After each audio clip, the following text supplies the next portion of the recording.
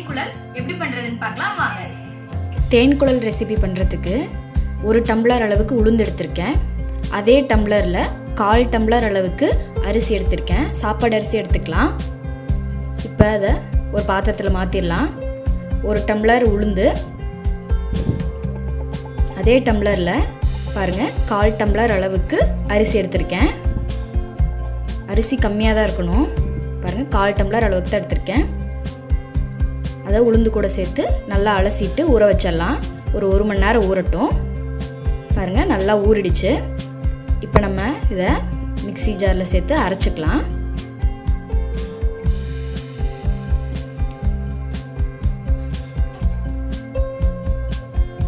தண்ணி இல்லாமல் சேர்த்துக்கோங்க. தேவைப்பட்டால் கொஞ்சம் கொஞ்சமாக தண்ணி சேர்த்து அரைச்சிக்கலாம். ரொம்ப தண்ணி சேர்த்துறாதீங்க. பாருங்கள் இந்த அளவுக்கு நல்லா கெட்டியாக அரைச்சி எடுத்துக்கலாம். இப்போ இதை ஒரு பாத்திரத்தில் நம்ம மாற்றிடலாம்.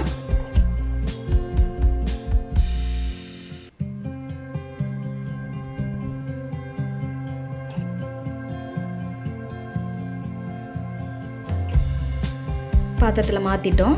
அடுத்து பாகு பண்ணுறதுக்கு நான் 1 கப் அளவுக்கு கருப்பட்டி வெல்லம் எடுத்திருக்கேன்.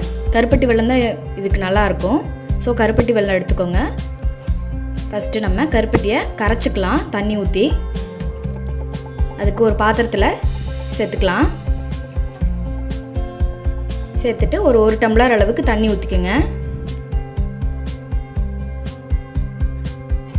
இப்போ இதை அடுப்பில் வச்சு நம்ம கரைச்சிக்கலாம். பாகு மாதிரி கொண்டு வந்துடலாம். பதெல்லாம் எதுவும் இல்லை.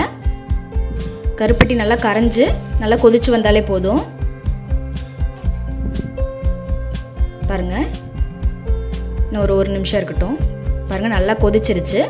இப்போ நம்ம இதை அடுப்பு ஆஃப் பண்ணிவிட்டு ஒரு பாத்திரத்தில் வடிகட்டி எடுத்துக்கலாம். அதில் தூசு எதாவது இருந்தால் வந்துடும்.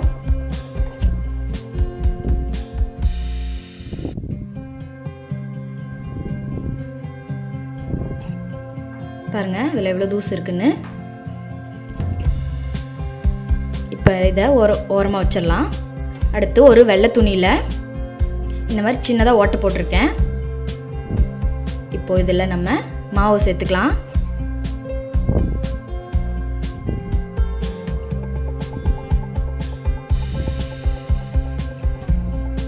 மாவு சேர்த்துட்டு எண்ணெய் காஞ்சதும் இதை நம்ம டைரெக்டாக எண்ணெயில் புழிஞ்சு விட போகிறோம். பாருங்கள் இந்த மாதிரி புழிஞ்சு விட்டுக்கோங்க.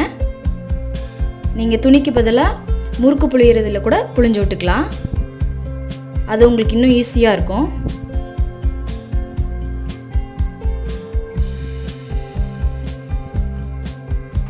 பாருங்கள் இதே மாதிரி நல்லாத்தையும் புழிஞ்சு எடுத்துக்கிறேன்.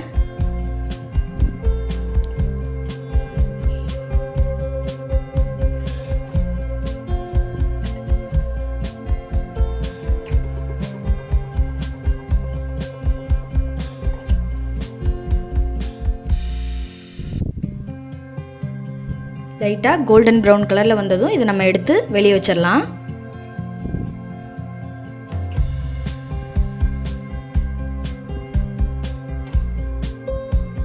பாருங்கள் இப்போ நம்ம எடுத்து அதை நம்ம கரைச்சி வச்சிருந்தால பாகு அதில் சேர்த்துக்கலாம். நம்ம அடுத்த பேட்ச் எடுக்கிற வரைக்கும் பாகில் நல்லா ஊறட்டும். இப்போ பாருங்கள் தேன்குழல்லாம் ரெடி ஆகிடுச்சு. ரொம்ப டேஸ்ட்டாக இருக்கும். இது ட்ரை பண்ணி பாருங்கள். எனக்கு தெரிஞ்சு நிறைய பேர் இதை சாப்பிட்ருக்க மாட்டீங்கன்னு நினைக்கிறேன்.